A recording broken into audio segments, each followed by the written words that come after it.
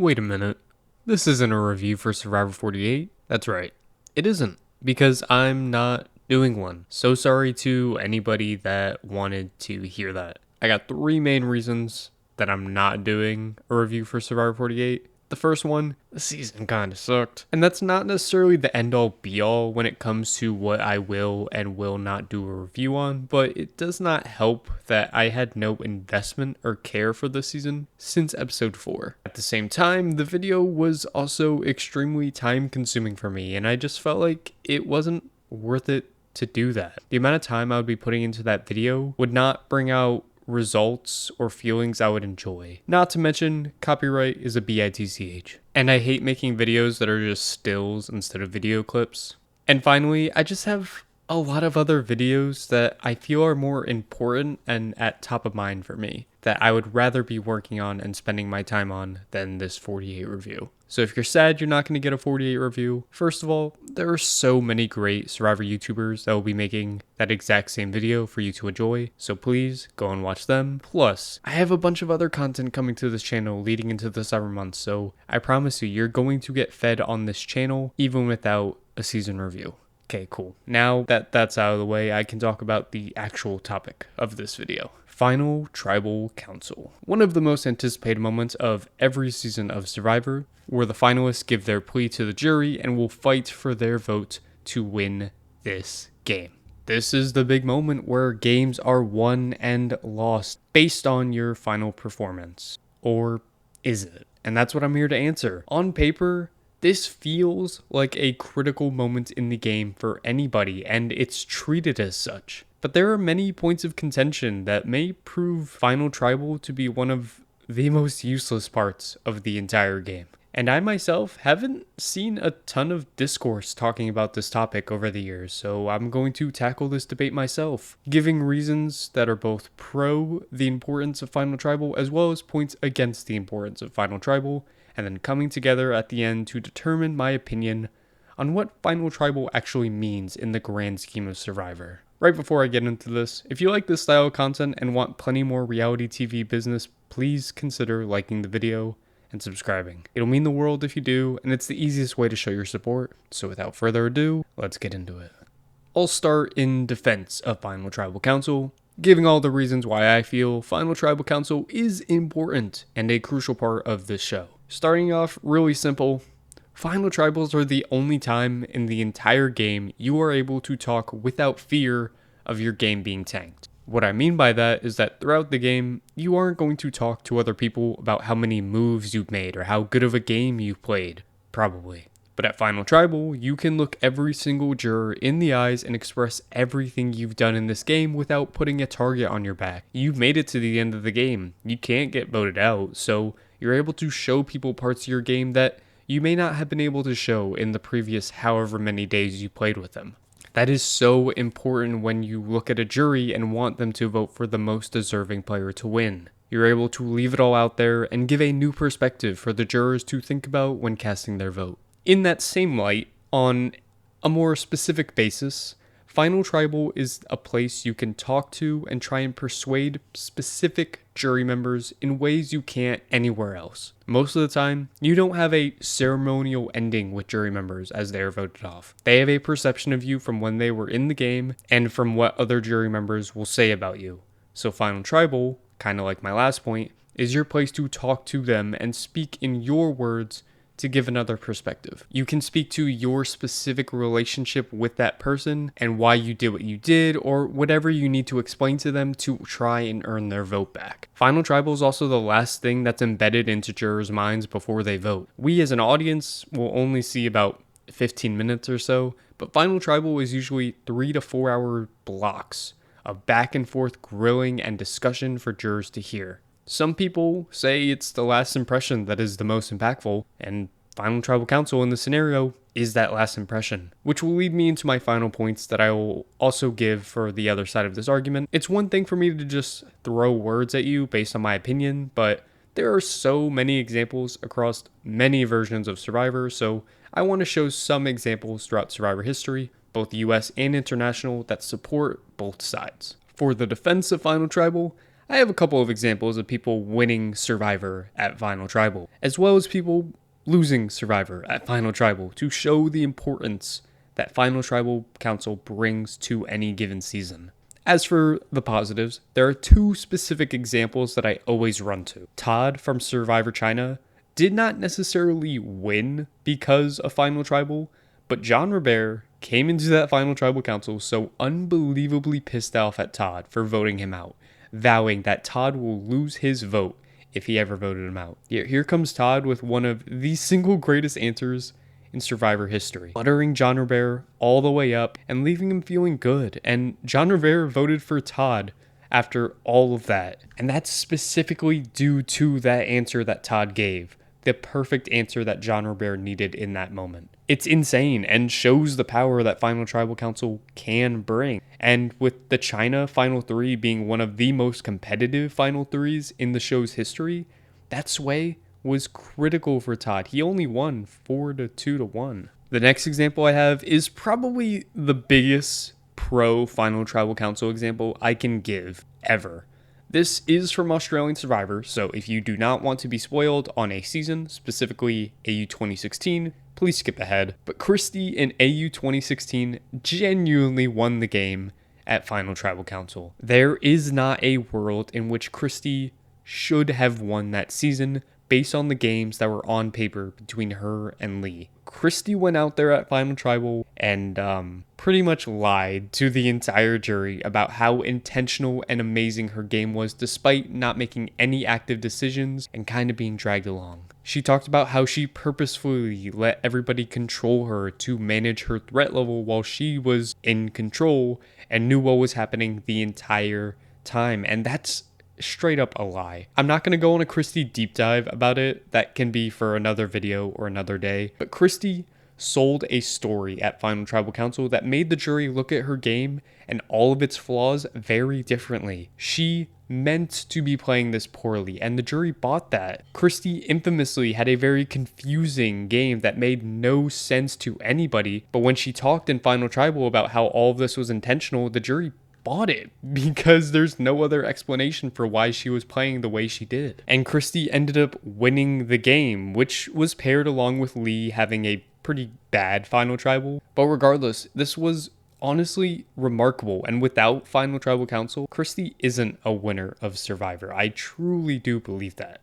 It's not just the good, we got some game-losing Final Tribal Council performances as well. The most obvious example I can give is Coach in South Pacific. He ran that game and that alliance and was the figurehead of it all. All he needed to do at Final Tribal Council was sit there and own what a game he played to the jurors to earn their respect. But we know Coach, his pride was too large and he couldn't accept that he backstabbed people and played a game he wouldn't deem as honorable. The jury saw that and said, no, you're done.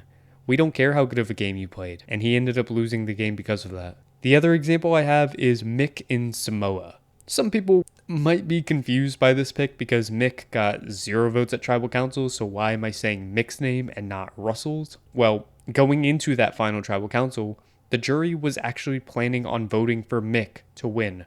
Russell never had a shot. There were too many people that were never going to vote for Russell. But during Final Tribal Council, the jury saw Mick and how awful he performed that they called an audible and all switched their votes to Natalie, which was helped through Eric's speech he gave throughout the whole thing, that iconic speech of pleading for Natalie to win. So Mick, if he just had a competent Final Tribal Council performance that didn't make the jury hate his guts, he would have been a winner. Stay feckless, Mick. Stay feckless. I've stated the defense of Final Tribal. Now for the points against the importance of Final Tribal Council. Again, these are all opinions and my perspective on the matter. I'm not actually giving factual evidence at any point of this video. It's just using my knowledge from watching the show to form my points.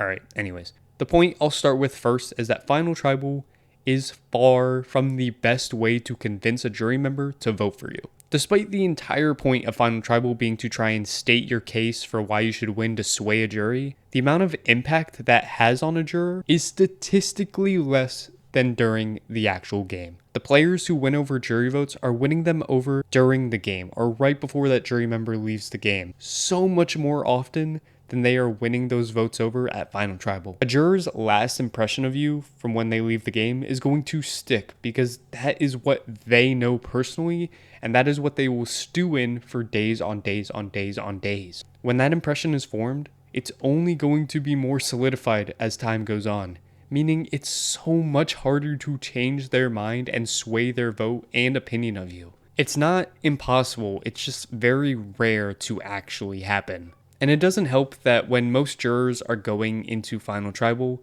they can say their vote is up in the air. But most of the time, they only want to feel vindicated at that Final Tribal. They are there to get their final word in and look for an answer to confirm what they already believe in. It's such an uphill battle to fight for the vote of somebody who is not voting for you because we're self-centered at the end of the day. We are human. Most people don't want to accept they could be wrong in some scenarios, or their opinion isn't actually reality. It's so much easier to live in a world that you believe is right than face the music of being wrong at Final Tribal. So much of Modern Survivor has told us that you need a resume and to have big moves under your belt to win this game, when that just isn't true, and most of the time is kind of irrelevant to it all. A juror is going to, more often than not, vote for the person they like the most. You can't look at this game and think that there's only one strategy or one formula to win Survivor, because there isn't. A resume is a myth that gets used way too often and kind of bothers the hell out of me. So stating your moves that you made at Final Tribal Council isn't doing as much damage as you think it's going to be doing, because you don't know what a juror is thinking. You don't know what they want you to say. Not every juror is just looking for the person who made the most moves, which again kind of makes Final Tribal useless for a lot of people. Another point I've already kind of talked about is that a Final Tribal Council works if everybody going into it has a blank mind with no preconceived notions, but that's never the case, and we all know that. Final Tribal would be extremely intense and impactful if every juror walked into that Final Tribal with no biases, and whatever they hear at that Final Tribal Council will be impactful and sway their vote to win. But it's never worked that way. And even outside of individual jurors feeling that way, entire juries can share that same opinion walking in, and then Final Tribal becomes truly useless. The biggest example I can give is Survivor 43. That entire jury walked into Final Tribal voting for Gabler to win because he was the one that won firemaking against Jesse, and that was the determining factor. There was nothing Cassidy and Owen could have said or done to convince them otherwise. And there was basically nothing Gabler could have done anyways to tank his chances to win. He reportedly had a terrible Final Tribal Council, just straight up not answering questions at times, and he still basically won unanimously, with James voting Cassidy only to ensure Cassidy gets second place. Even outside of Survivor 43, winners like Ethan, JT, Denise, and Adam could have quite literally taken a nap during Final Tribal Council, and they still would have won the game based on the jurors' mindsets going in. The jury was voting for them, and these are all people who didn't have the best Final Tribal Council, and they still won in a landslide despite that. There's plenty more examples out there as well. These are just some of the big examples that instantly come to mind when I think of bad Final Tribal winners. With both cases stated, what is the ultimate verdict for Final Tribal Council and the importance that it brings? While I do think Final Tribal has provided moments that have dictated the winner of the game, and I'm always going to enjoy watching Final Tribal Council in the past, the present, and for future seasons, I do believe Final Tribal Council is kind of pretentious to the grand scheme of Survivor. This does not mean that you should just sit there and not try at Final Tribal Council because none of it matters. That's not what I'm saying. But I feel the fans put too much of an emphasis on a Final Tribal Council performance when it doesn't matter that much 99% of the time. We are all people. This is not a video game where jurors can come in ready to view things objectively, and I don't want jurors to have that feeling either. The making of this video is not to bash on Final Tribal Council for not mattering that much, but it's more importantly to maybe inform some of the audience on how I view this very iconic part of the Survivor game. Most Final Tribal Councils that we watch are merely a spectacle, just a visual for the audience to find some sort of a conclusion. But in reality, the reality that those people are in, most of the time, it doesn't mean a damn thing. If you disagree, that's totally fine. And I welcome all comments on this issue because I feel like I barely see this topic being discussed online. So please, if you feel some type of way, let it be known in the comments. But that's all I really got for today.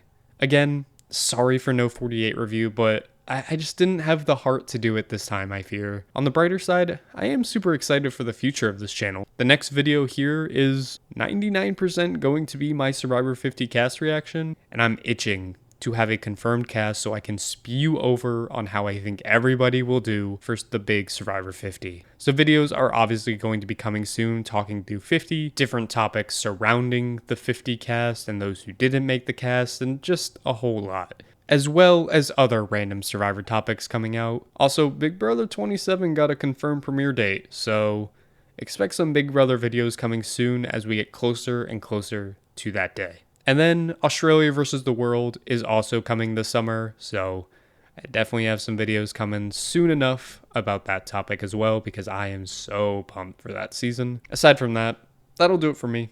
If you made it to the end of this video, I love you. Platonically, of course. And I will undoubtedly see ya when I see ya. Bye-bye.